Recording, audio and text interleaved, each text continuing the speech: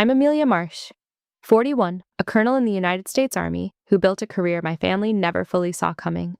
For years, I showed up for my family, especially my brother Terrence, while my own service stayed ignored, minimized, or turned into a quiet joke. But when he blocked me inside the Pentagon, called me by my first name, and assumed I did not belong in the briefing room I was there to lead, I made a choice that changed everything. I stopped explaining. I stopped protecting him from the consequences he created. Have you ever been overlooked or disrespected by someone you gave your loyalty to? Tell me your story in the comments because you are not alone. Before I get into what happened, let me know where you're tuning in from. And if you've ever had to stand up for yourself after being wronged, hit like and subscribe for more true stories about boundaries, dignity, and reclaiming your worth. What happened next might surprise you. My father wore his dress blues to every event that mattered: promotion ceremonies, funerals, the 4th of July parade through base housing. When I was small, I believed that was what love looked like: pressed, formal, and earned. I grew up in a Marine household in the fullest sense of the word, which means I grew up understanding hierarchy before I understood algebra, and I understood service before I understood choice. What I didn't understand, not then, was that the family I was being raised inside had already decided what kind of soldier I was supposed to become, and that by the time I was old enough to decide for myself, my answer would cost me something I hadn't budgeted for. In 1990, we lived on Marine Corps Base Quantico, Virginia. I was 5 years old. My father, Raymond Marsh, was 32 and had already been a Marine for 14 years. He was a sergeant, E5, and we lived in base housing with the particular rhythm of a military family. Meals at set times, shoes by the door, no questions asked about why something was the way it was. My mother, Sandra, was 30 years old. I was their only child then. Terrence wouldn't come for another 3 years. What I remember most about Quantico, the first real memory I can actually hold, is standing at the edge of a parade ground, watching my father march in formation. I was 5. I couldn't have explained what I was watching. I only knew that it mattered. Sandra stood beside me with my hand in hers and didn't say anything. She understood, the way military spouses understand things, that there was nothing useful to add. The formation was the fact. The formation was the world. I stood at the edge of it and watched my father belong to something larger than us, and I thought it was the most beautiful thing I had ever seen. There were other children nearby, other families, all of us watching the same thing with different amounts of comprehension. I had none. What I had was the feeling of it, which turned out to be enough to carry me a very long way. I didn't know what a formation was. I just knew that when my father was in one, he wasn't mine. He belonged to something bigger than us. Growing up, I thought that was romantic.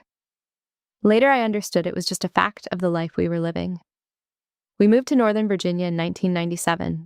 I was 12, almost 13. Terrence was 4, almost 5. My father had just made gunnery sergeant, E7, and the promotion changed his posture in a way that I noticed even then. He stood differently.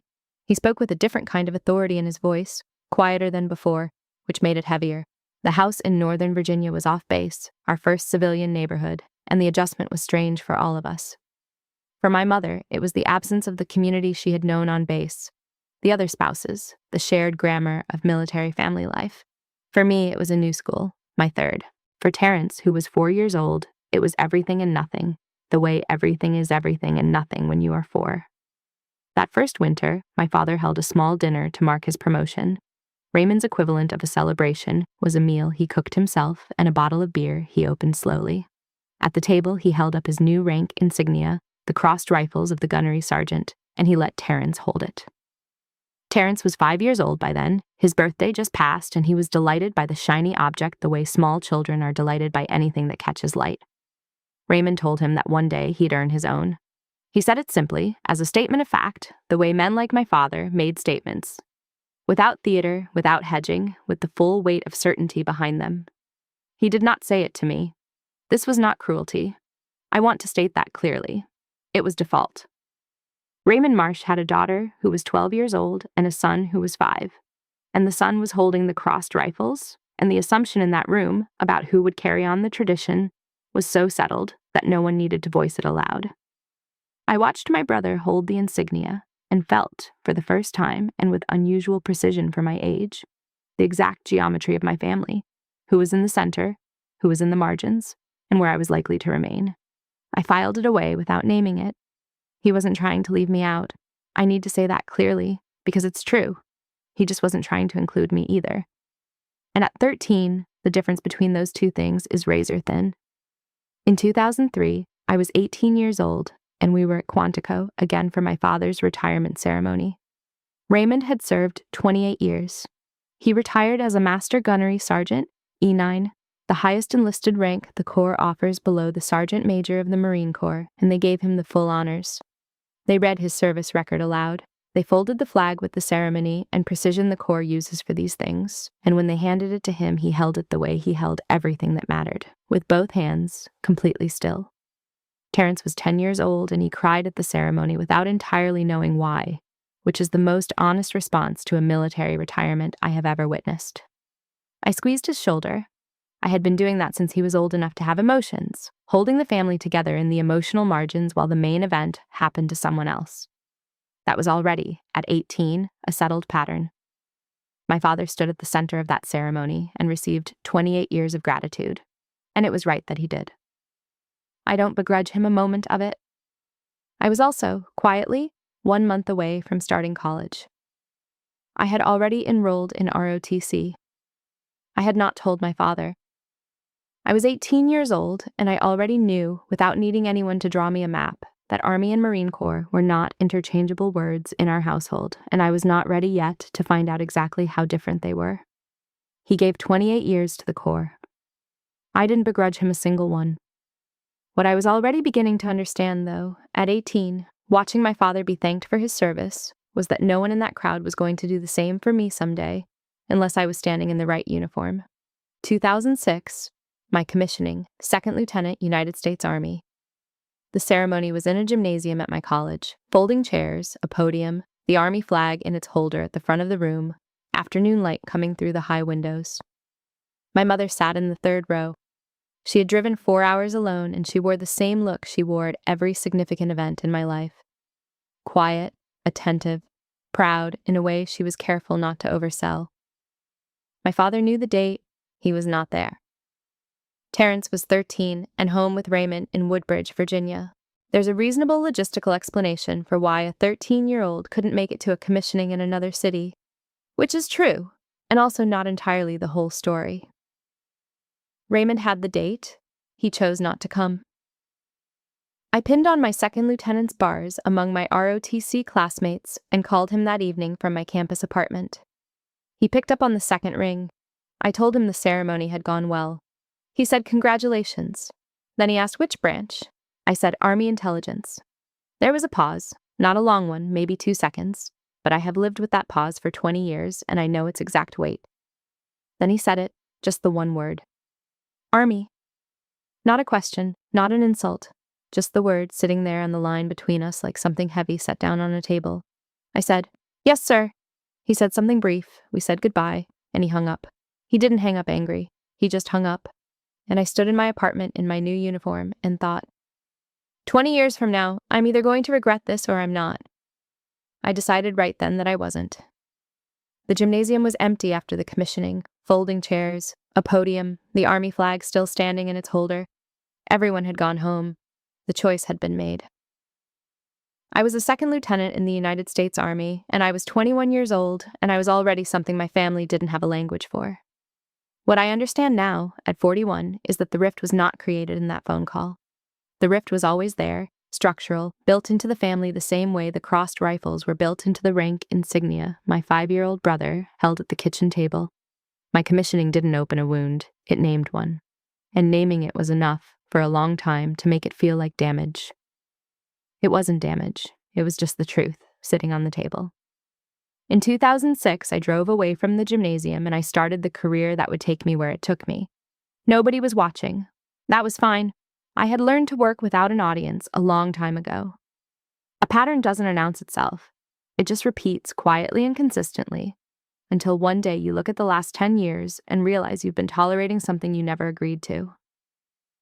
In the Marsh family, the pattern was simple. Terrence's service was visible, celebrated, and worth discussing over dinner. Mine was a building in Virginia where something classified happened that nobody asked about. I kept showing up. I kept flying home for his milestones. I kept my rank off the table because I genuinely could not explain my work, and somewhere along the line, my silence and their indifference found each other and agreed to coexist. Christmas 2008. I was 23 years old and a first lieutenant, O2, assigned to Army Intelligence, and I had driven 4 hours from my duty station to spend the holiday at my father's house in Woodbridge, Virginia. I came in civilian clothes. I had stopped wearing my uniform home sometime around 2007 after the second Christmas, where the only response to it was a long pause and a redirect to something else. The uniform had stopped being worth the conversation it failed to start, so I wore jeans and a sweater and arrived at my father's house the way I had arrived at his house as a child. Carrying my bag, saying hello, putting my things in the back bedroom. Raymond was 50 years old. Terrence was 15 and in the middle of figuring out whether he wanted to enlist. That was the conversation at dinner, the ASVAB, the Corps. A friend of Terrence's who was already in the reserves and had opinions about it.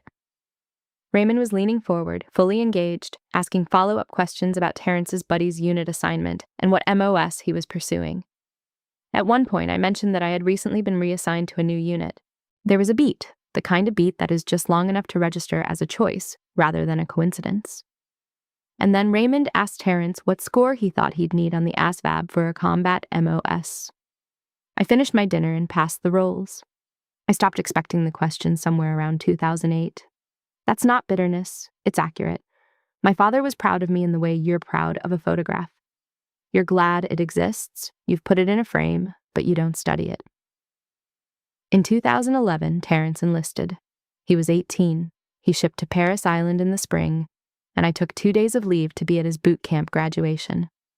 I drove Sandra up from the airport. I stood on the parade deck in the South Carolina heat in civilian clothes and watched my brother come off the field in his cover and his utilities.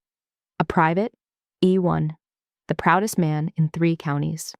Raymond shook his hand and then pulled him into an embrace. I want to say that carefully because I want it to land correctly.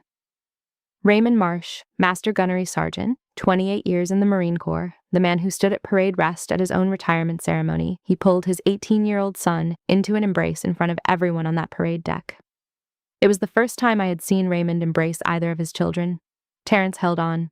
I watched from a few feet away, and I understood what I was seeing. And I hugged my brother when Raymond stepped back, and I meant every word of it. I was genuinely glad Terrence was there and on that path. I meant the hug completely. But I filed the moment away because the things you file away are the things you cannot yet say. I was happy for him. I want that stated plainly. I drove 400 miles round trip, and I meant every mile of it. What I noticed, and I couldn't have told you why it mattered yet, was that nobody thought to ask me what I'd had to arrange to be there. They just assumed I'd be there.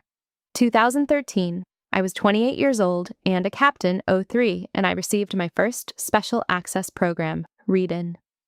The paperwork took the better part of 2 weeks to process, and the non-disclosure obligations were clear and extensive. The legal structure around what I could and could not say about my work was now formalized in a way that my clearance had always implied, but never fully codified. I sat at my kitchen table one evening after a long week of in-processing documentation, and I thought about calling Raymond. I picked up the phone and put it down again. There was nothing new to say. The clearance didn't create the distance. It just formalized it. I had been speaking in generalities about my work for 7 years by then. The family had been receiving those generalities with complete satisfaction.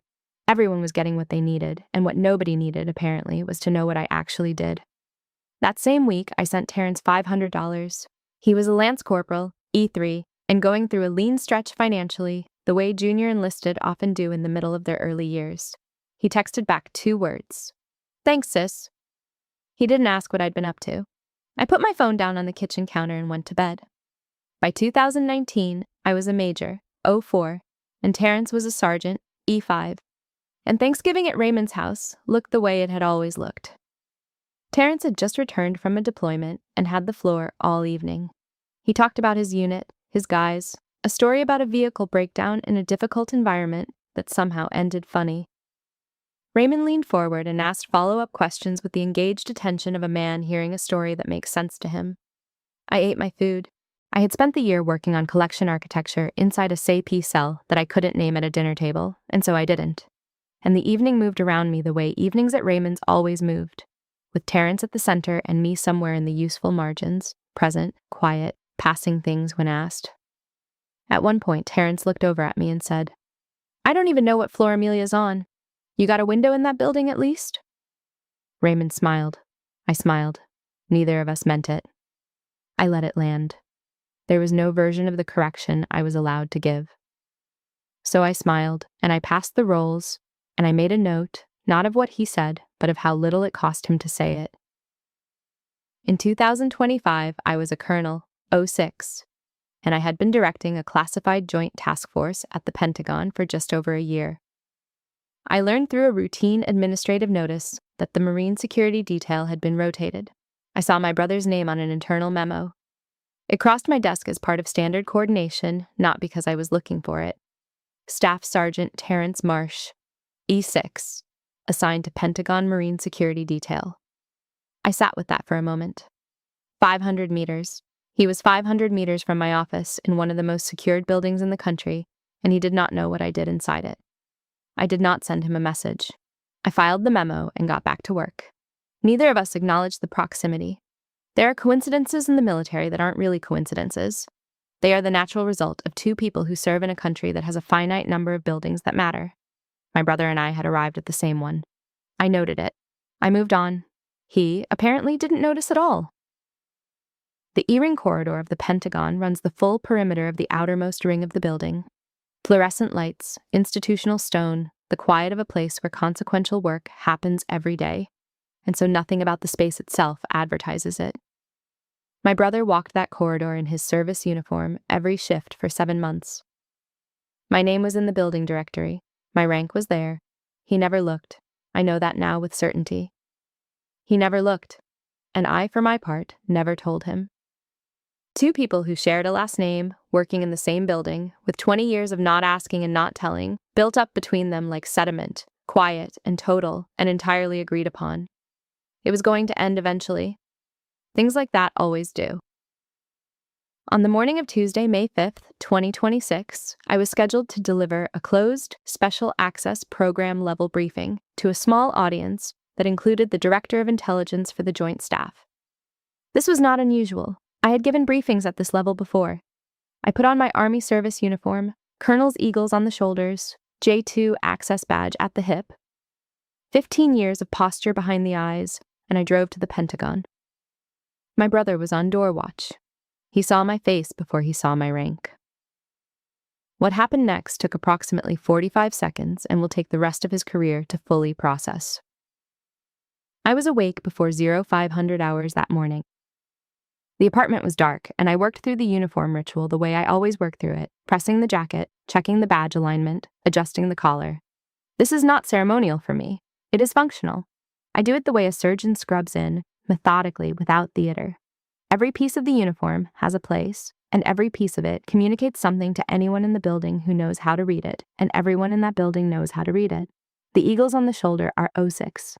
The J2 access badge at the hip tells you which doors I can walk through without signing anything. The posture is 20 years of knowing exactly where I am in every room I enter. I have worn this uniform in places that would reclassify most people's understanding of the word consequential, and there is nothing ceremonial left in the act of putting it on. It is the thing I do before I go to work. I had delivered 23 classified briefings at the SAP level in the last 4 years. I was not nervous. I was thinking about slide 14, a collection gap I wasn't sure I'd framed clearly enough for the audience. That was what was in my head when I pulled into the parking garage that morning, not Terrence. Slide 14, I turned into the E-ring corridor at 0845 hours. I could see the detail from 20 meters out, 3 Marines on the door of the briefing room, standard configuration for a closed briefing of this level. I checked my badge against my hip out of habit. I kept walking at pace. At 20 meters, Terrence saw me. I watched it happen in real time. His eyes found my face, his sister's face, before anything else registered. There was a flicker of something in his expression. Not warm. He turned slightly toward the Marine beside him, and in that half second, I could see the calculation he was making. He was deciding something based on the wrong information. I kept walking. He saw me the way he had always seen me, a face he recognized, a woman in a building in Virginia. He didn't look down at my shoulders. He didn't look at the badge. He looked at my face and he decided what was happening, and he was wrong about all of it. He stepped into the center of the doorway. His 2 Marines flanked him on either side. They had caught his energy, whatever signal he was putting out, and they smirked. The smirk of men who have been invited into a joke they haven't fully understood yet. He addressed me by my first name. In a professional corridor in the E-ring of the Pentagon, at 08:45 in the morning, a staff sergeant addressed a colonel by her first name. That alone was a tell. "Turn around, Amelia," he said. "This isn't a tour." I didn't move, not because I was making a point, because there was no reason to move. The briefing was in that room. I was scheduled to give it. The door was going to open. I stood still. I did not show him my badge. I did not state my rank. I did not explain anything, because there was nothing I needed to explain. The room already belonged to me. It had belonged to me from the moment my name was put on the schedule. The person in the doorway had not yet understood that, and I was not going to be the one to teach him in that corridor. So I waited. The briefing room door opened behind Terrence. Lieutenant General Walter Henning stepped into the corridor. He is the Director of Intelligence for the Joint Staff, 09, 3 stars, the kind of general who reads rooms for a living and has been doing so for 30 years. He scanned the hallway with the practiced efficiency of that experience. He saw me. He walked toward me. His stride did not slow. He extended his hand, gripped mine, and shook it with the directness of a man who has shaken thousands of hands and means each one. What he said was simple and absolute. "Ma'am, the room is yours." The Marines on either side of my brother had snapped to attention behind his back. He didn't know that yet. He was still looking at me. He was looking at the eagles on my shoulders for the first time, and I watched his face understand what it was seeing: the rank, the badge, the access credential at my hip, the way the Lieutenant General was addressing me, the way the 2 Marines behind him were standing at attention. I watched all of that land on him in approximately 3 seconds. I walked past him without a word. Inside the briefing room, I set up my materials and delivered 90 minutes of classified work, threat architecture, collection gaps, adversary nation, cyber-physical intrusion models built over 4 years of collection and analysis. I did not think about the corridor. I did not think about Terrence. This was my professional life. When I finished, General Henning thanked me and stood to leave. At the door, he paused. He asked the senior Marine on the detail, Gunnery Sergeant Marcus Webb, E7, for the name of the staff sergeant on the detail. Quietly, without theater, he observed that door discipline is something the Corps is famous for and is expected to remain famous for. He left. The echo of that sentence was now attached to Terrence's service record. I didn't hear what General Henning said on his way out. I learned it later, through channels. What I know is that 90 minutes after my brother told me to turn around, his name was in a general officer's mouth, and not the way any staff sergeant wants it to be. The briefing room was empty. The corridor outside was quiet. Somewhere in it, Terrence Marsh was standing very still, learning something he cannot unlearn. There is a particular kind of fatigue that comes not from the confrontation itself, but from the 20 years that produced it. I left that briefing room at noon and walked back through the Pentagon to my office. And what I felt was not triumph, relief, or vindication. What I felt was exhaustion, the specific kind that comes when something finally happens after you have been quietly bracing for it your whole life, and it turns out to be exactly as ordinary as you expected. The briefing went well. The work held. Everything else was just a corridor. I came out into an empty hallway. The detail had been relieved. I don't know if Terrence was relieved early, or if he had simply moved to another post by the time I finished. I wasn't looking for him. That's the truest thing I can say about that walk back to my office. I genuinely wasn't looking for him. I adjusted my badge, picked up my portfolio, and walked the corridor back toward my office the same way I had walked it 90 minutes earlier. Nobody I passed knew what had just happened. To the corridor, it was a Tuesday in May. Back at my desk, I logged into my secure workstation and worked through my afternoon. A follow-up call on the briefing, administrative clearance documentation, a read ahead for Thursday's meeting. The morning sat at the edge of my attention, the way a bruise does when you're not pressing on it, present, acknowledged, not demanding anything. I processed 4 action items between noon and 1500 hours. I signed 2 clearance documents. I coordinated a follow-up with a counterpart on the joint staff. The morning did not stop my afternoon. That's the thing about building something real. When it's tested, it holds, and then you go back to work. I have a standing Tuesday lunch with Colonel Diana Torres when schedules allow. She is 06, Army Intelligence, born in February of 1982, and she has been my closest professional colleague for several years. She is the kind of person who says what she observes, not aggressively, just accurately.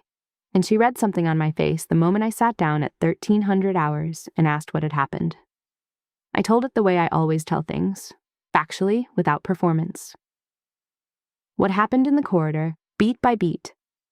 She listened without interrupting, which is exactly why I tell her things and not other people. When I finished, she was quiet for a moment.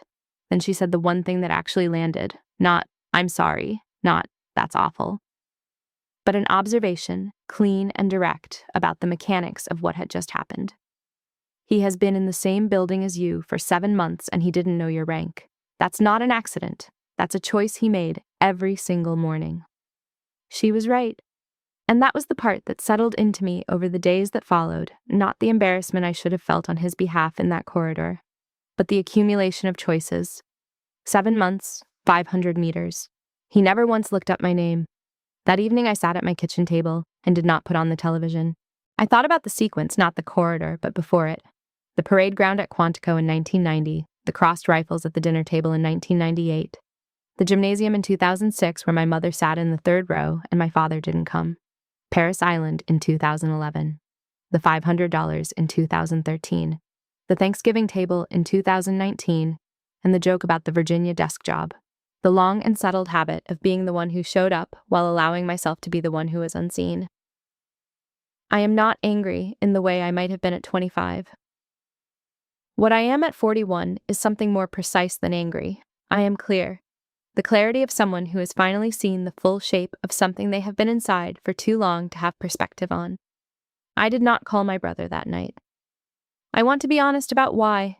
It wasn't strategy. It wasn't punishment. It was simply that I had nothing to say to him that the morning hadn't already said. The Eagles said it. The General said it. The corridor said it. I was done narrating. There's a lamp in my kitchen. I had it on. The rest of the apartment was dark. I sat at the table with a glass of water and nothing else. And I was not crying. I was just sitting, which is sometimes the most accurate thing a person can do at the end of a day that has been 20 years in the making. Something that had needed to happen had happened. I was on the other side of it. That was enough for a Tuesday night.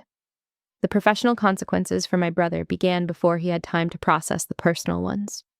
That is how it works in a military building. The institution moves faster than the individual's feelings. And by the time Terrence had driven home that evening, the event had already been noted, named, and entered into the record through channels that did not require my involvement. I made no calls. I filed no complaints. I made one decision, and I made it by doing nothing. I was not going to smooth this over for him. For the first time in a long time, I was going to let the consequences be the consequences. After the detail was relieved that afternoon, Gunnery Sergeant Marcus Webb pulled Terrence aside in the security office. Webb is E7, 39 years old, born in June of 1986, and he has 19 years in the Marine Corps. He is the kind of Marine my father was, the kind who never needs to dramatize a situation because the facts do all the work and who delivers difficult information with the calm of a man who has delivered worse. The security office is a small, institutional room with a metal desk and a logbook. Webb did not raise his voice. He informed Terrence that the officer in the corridor was a colonel with appropriate credentials and a scheduled appointment, that Lieutenant General Henning had personally addressed the door discipline issue before leaving the building, and that Terrence's name had been passed up through the detail chain of command. He asked if Terrence had any questions. Terrence had none. Webb said goodnight. The general knew her name and her clearance level before he finished shaking her hand, Webb said. That should tell you something about the kind of room you were guarding. Marcus Webb has been a gunnery sergeant for 6 years. He told my brother the relevant facts, That was all he needed to do, and that was all he did. The following morning, Wednesday, May 6th, Terrence received a formal counseling statement from his immediate supervisor. The statement documented the incident: failure to properly verify credentials before denying access to a credentialed officer with a scheduled appointment. In the Marine Corps, a counseling statement is a permanent marker on a service record. For a staff sergeant who is not yet made gunnery sergeant, every mark on that record matters. The supervisor who delivered it was correct and brief. There was no mention of the personal relationship between the officer in the corridor and the staff sergeant on the door. The Corps doesn't need the personal context to make the professional assessment. The document said what it needed to say. My brother signed it without appeal. I did not see the counseling statement, I didn't ask for it, and I wasn't shown it. What I know is what I was told later, that the document existed, that it was accurate, and that he signed it. Some days, the paper is the whole conversation. What Terrence was not prepared for was the silence from me. He expected me to call. He had always understood, in the background knowledge way people understand things they don't examine, that I show up, that I manage things, that if there is a gap in the family, I walk into it quietly and fill it. He drove home Tuesday evening and sat with his phone, and he waited. The call did not come Tuesday night. It did not come Wednesday morning. By Thursday morning, he had checked it enough times to understand that the silence was intentional, which was a message he had never received from me before in his life. He sat with that in a way he had not sat with anything in a long time. On Thursday and Friday, I was at work the way I am always at work: precise, present, reliable. I noticed without calling attention to it that the Marine detail on Thursday morning held the corridor door at a proper distance and did not speak unless spoken to. They had recalibrated. I acknowledged them the way I acknowledge all military personnel who cross my path: a nod without drama. The building was the same building, the work was the same work. The only thing that had changed was that I was no longer carrying anything on behalf of someone who had never asked me to. I've spent 20 years making things easier for people who didn't ask whether they were hard for me. This week, I didn't make anything easier. It cost me very little, and I think that's worth naming, because it turned out the hardest part wasn't staying silent. The hardest part had been all the years I didn't. I shut down my workstation at the end of Friday, May 8th, gathered my things, and left the building the same way I arrived. Badge clipped, posture steady, already thinking about something else. The silence behind me in that corridor was its own statement. It didn't need me to narrate it. Some things speak clearly enough without any narration at all, and this was one of them.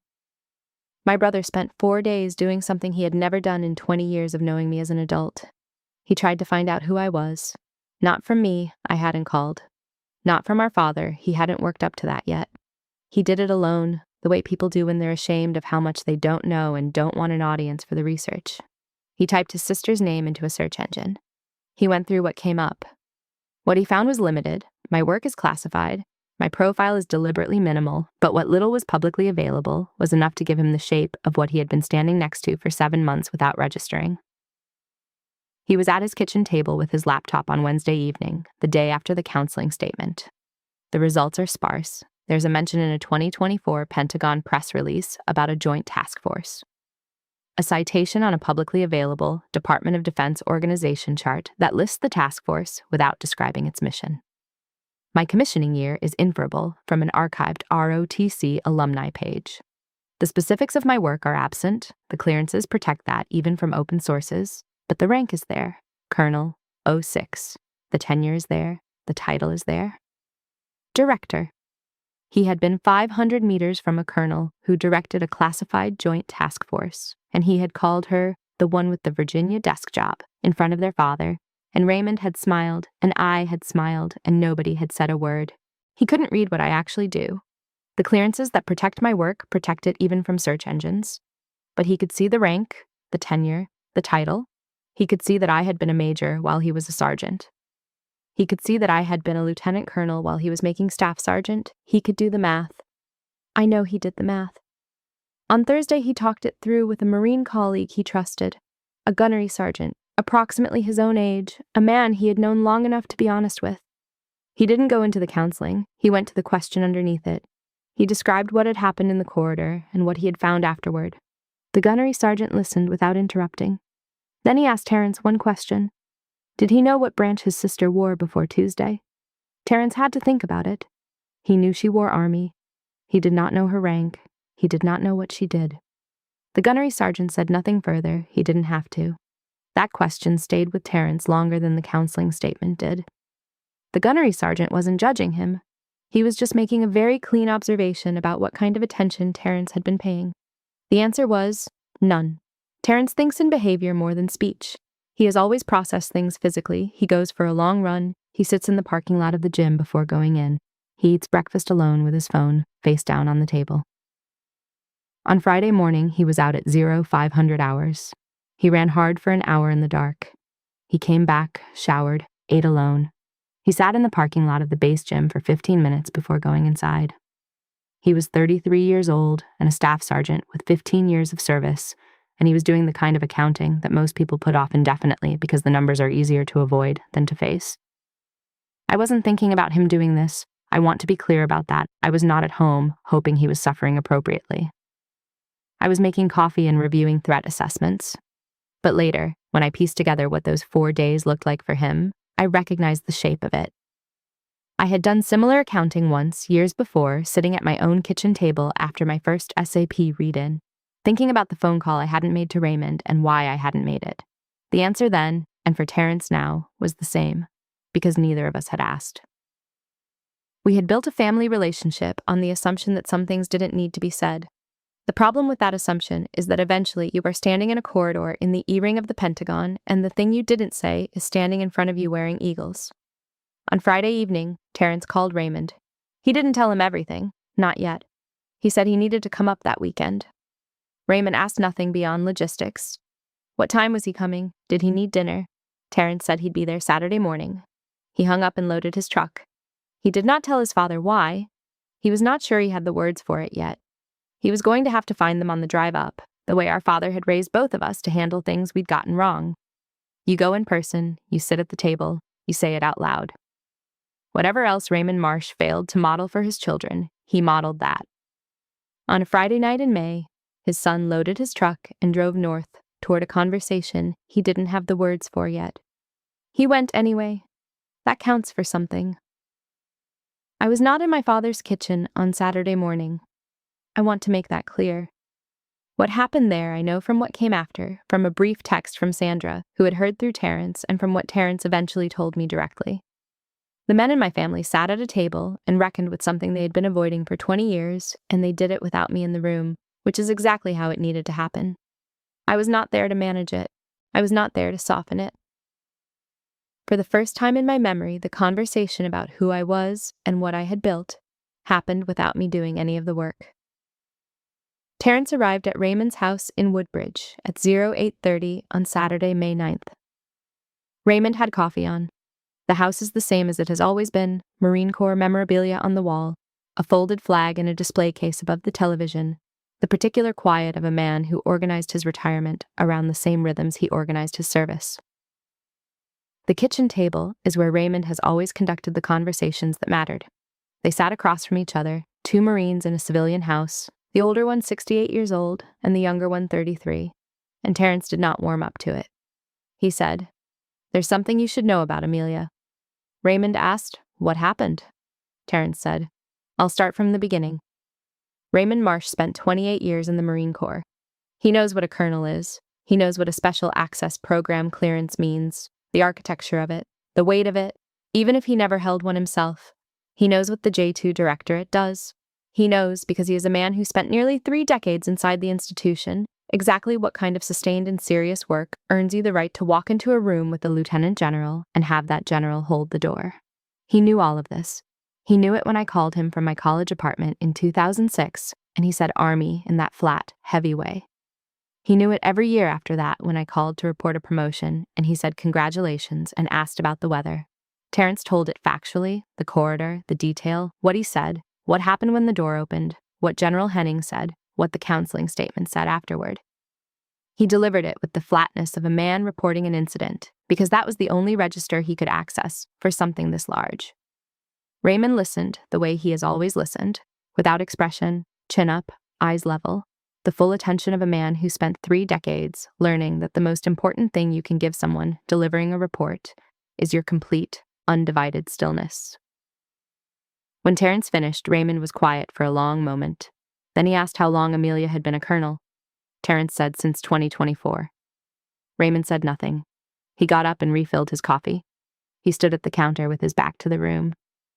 "I knew she made the rank," Raymond said. "She called when it happened. I said congratulations and asked how the weather was in Virginia." That sentence, when Terrence told it to me later, landed somewhere deep. My father knew. He had always known I was advancing. He had chosen not to look directly at what that meant, because looking directly at it would have required him to look directly at himself. The conversation shifted. Raymond asked about the task force, what Terrence could find, what the shape of it was from the public record. Terrence explained. Raymond listened. He set his coffee cup down on the counter and stood with his hands at his sides, and he said quietly that Amelia had been on an intelligence track since she was a captain, and he had known it. He had known it in the way that men who do not want to examine things know them, in outline, without looking at the center. Terrence asked why he never asked. Raymond did not have a clean answer. He had the kind of answer men like Raymond have. It was easier not to. Terrence told me later that Raymond cried. Raymond Marsh, Master Gunnery Sergeant, 28 years, the man who stood at parade, rest at his own retirement ceremony, put his hands on the edge of the sink, and cried. I do not know what to do with that information, except to hold it carefully, the way you hold things that are both very late and also not too late. In the afternoon, after the conversation had run its course, Raymond asked Terrence what he was going to do. Terrence said he was going to call Amelia. Then he asked if he should. Raymond said yes, and then he said something that surprised Terrence. He said Terrence should call first and that he, Raymond, would call after. Separately. He wanted to be the one to call her himself, not through Terrence. He was not willing to let his son carry that message for him. It is perhaps the most Raymond Marsh thing he has ever done. The recognition that some things belong to the person who made the mistake, and that an apology rooted through a third party is not an apology at all. It is a delegation. Raymond Marsh was not, in the end, willing to delegate this one. You call her yourself, Raymond said. I'll call her after. You don't carry this for me. My father said he would call me. He hadn't yet. It had been a week, but he said it, and I have been in this family long enough to know that when Raymond Marsh says he will do something, he does it in his own time, in his own way, with the full weight of everything he is behind it. I'll wait. I have always been good at waiting. The weekend after the briefing, I ran 6 miles on Saturday morning and made breakfast and read a threat assessment I had been putting off for 3 days. I did not think about the corridor every hour. I thought about it the way you think about something that has settled, not resolved exactly, but settled, the way sediment settles after water has been disturbed. The disturbance has happened. The water is clearing. Something in the direction of honesty is moving inside my family, and I was not in the room where it was happening, and for once that was fine with me. I was not managing it. I was living my Saturday. My mother called me on Saturday morning. Sandra lives in North Carolina now. She has been there since the divorce in 2005. And she doesn't always know the things that happen inside the main gravitational field of the family, which is Woodbridge, Virginia, and Raymond's kitchen. She had heard from Terrence that he was driving up to see Raymond, and that alone was enough to register as something worth checking on. She called and asked how I was doing in the careful way she has always asked, leaving room for me to say nothing useful in case that's all I had. She didn't know about the corridor. I told her I was fine. I meant it. I told her to give it time. She asked time for what? I said just time. She has known me long enough not to push. I went for my run. 6 miles on a Saturday morning in Northern Virginia, the light coming up over the trees the way it does in May. The roads quiet at that hour. I ran my usual route without music, without my phone, without anything, except the ground under my feet and the rhythm of the effort. 41 years old, 6 miles, Saturday morning. My body knows this. My mind was quiet. I came home, made coffee, scrambled eggs, read the threat assessment at the kitchen table. It was a good Saturday. It was enough. Monday, the E-ring corridor. I turned in at 0830 hours, and the Marine detail was at the door again. Different shift, same corridor. Gunnery Sergeant Webb was there. He held the door at a proper distance and said, "Good morning, ma'am," with the formality of a man who has recalibrated and does not need to perform the recalibration. It was 3 seconds of corridor exchange that carried the full weight of what happened 6 days earlier and required neither of us to acknowledge it aloud. The corridor had been restored to its correct order. It would remain that way. Gunnery Sergeant Webb is a good Marine. He knew what had happened, he reported it accurately, he received the correction without resentment, and on Monday morning he was exactly where he was supposed to be. Doing exactly what he was supposed to do. I have no opinion about him beyond that. He did his job, I did mine. Torres came by my office Monday afternoon. She had heard through the professional grapevine that the incident had been formally noted in the details log. She asked how I was sitting with it. I took a real moment before answering. I actually thought instead of reflexively deflecting, and I said I was sitting with it the way you sit with something when it was always going to happen eventually. She asked if I had talked to my brother. I said no. She asked if I was going to. I said I would let him make that call, which was both literal and figurative. "You know you're allowed to feel something about this," Torres said. "I do feel something," I told her. "I feel clear." Clear is the right word. I had not realized how much ambient noise there was in my life around the question of what my family thought of my work, or whether they thought of it at all, until that noise stopped. Clarity is not happiness exactly, but it is better than the alternative, which is 20 more years of smiling at jokes about the Virginia desk job and passing the rolls and filing things away without naming them. The noise was gone. What was left was the work, which had always been there, solid and specific and mine. Monday evening, my kitchen table. The same lamp, the same quiet, the same apartment. But the quality of the silence was different from the silence of the previous Tuesday. On Tuesday, I had been processing. Now I was simply present in a moment I was still absorbing. I thought about my father, the flag above his television, the parade ground at Quantico in 1990 when I was 5 years old, and believed that pressed and formal and earned was what love looked like. I am 41. I know more about love now. I also know more about earning. I didn't call him. Some conversations need to be begun by the person who created the distance. My phone sat on the kitchen counter, screen dark. I was not looking at it. But I had not moved it to the other room either.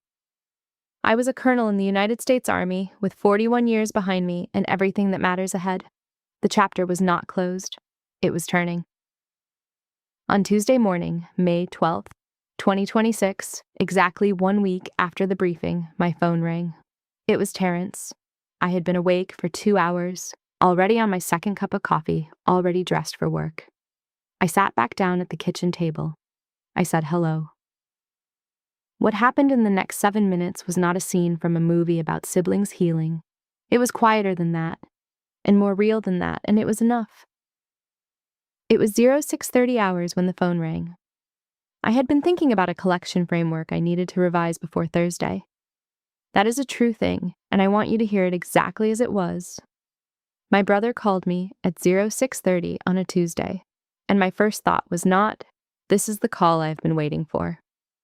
My first thought was to answer, which I did. I picked up the phone and said hello and sat back down at the kitchen table and waited for whatever he had come to say.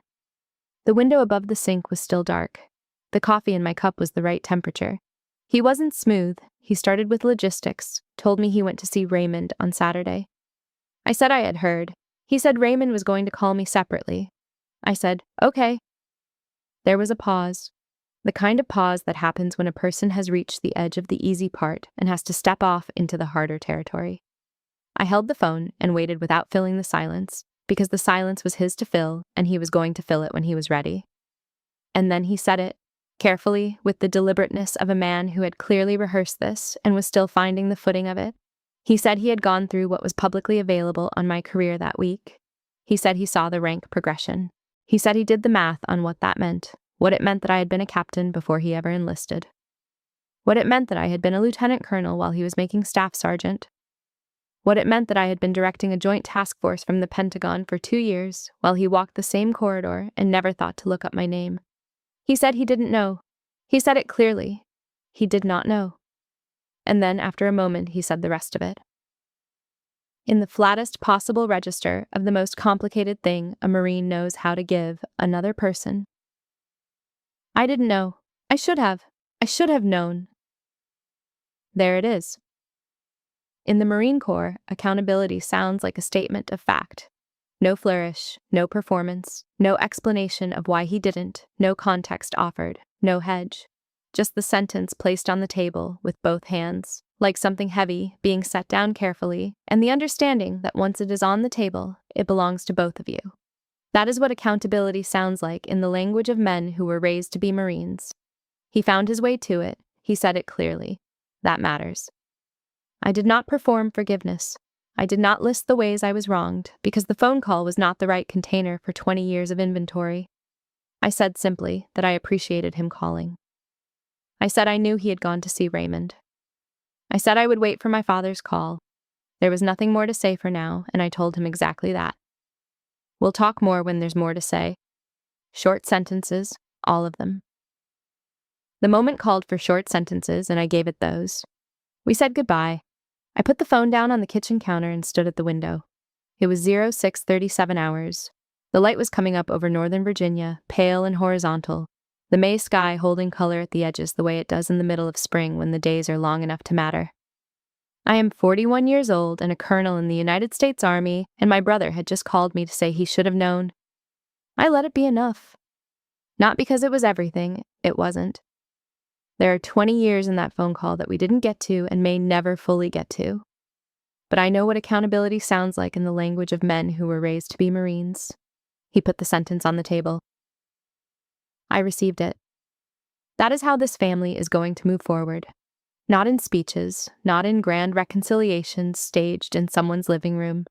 In sentences, one at a time, placed carefully with both hands. That is the grammar of this family, and it is a grammar I know how to work with. I finished getting ready for work, checked my badge, picked up my portfolio, looked at myself in the hallway mirror briefly, not with vanity, just the routine visual confirmation of someone who has been doing this for 20 years and trusts the image to be what it needs to be. I picked up my keys, I went to work. I had given 24 classified briefings at the SAP level in 4 years. The 24th was 1 week ago. The room was mine on that Tuesday, and the room is mine on this Tuesday, and it was mine every Tuesday in between. Nothing about the corridor changed what I do in that building. Nothing about my brother's voice on the phone this morning changed what I have built, or what it took to build it, or what it means. The work was always there. The recognition was always going to come because it was always already embedded in the structure of what I had built, year after year, in rooms that nobody was allowed to tell you about. I parked and walked into the Pentagon, E-ring corridor. The same fluorescent lights, the same institutional stone, the same building where, 7 days ago, I walked past my brother and into a briefing room. The corridor was ordinary today. There was no drama in it. I walked it the same way I have walked it for 2 years as a colonel, with the posture of a person who is exactly where she is supposed to be, doing exactly what she was built to do. I turned toward my office. The building was just the building. I have always been who I am inside it. You don't have to make them understand. You don't have to explain your rank, your work, your title, or the number of years it took to build the thing you built. You just have to keep going, keep doing the work, keep walking through the door, keep showing up with your credentials in order and your posture steady and your eyes forward. The room will belong to you. It always did. Some people just took a little longer to see it, and if the people who took longest happen to be the ones who share your last name, well, you have waited this long. You can wait a little longer for them to catch up. The E-ring corridor. Empty, ordinary, institutional. The spot where Terrence stood a week ago, where the general shook my hand, where the briefing room door swung open. It looks like a hallway in a building where important work happens every day. That is exactly the point.